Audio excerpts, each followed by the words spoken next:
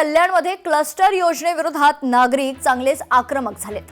27 गावातील नागरिकांची केडीएमसी मुख्यालयावर धडक आहे। परिपत्रक फाडत परिपत्रक जाळून निषेध व्यक्त करण्यात आलाय। सर्वपक्षीय हक्क संरक्षण हक्क संघर्ष समिती आक्रमक झाली आहे। 27 गावांचा विकास नाही, सुविधा नाही तर मग मालमत्ता कराची सक्ती चालणार नाही अशी भूमिका ग्रामस्थांनी घेतली आहे।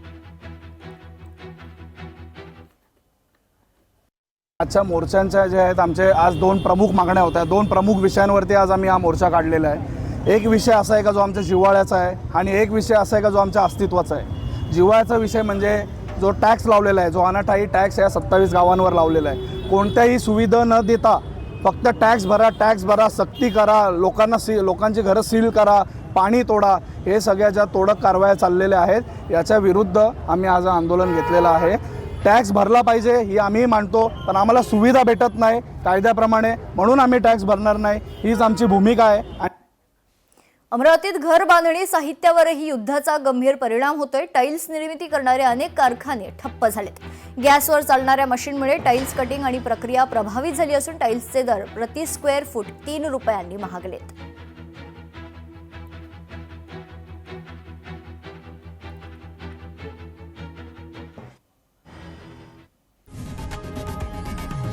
लोकशाही मराठी ऐका, पहा, जागरूक रहा।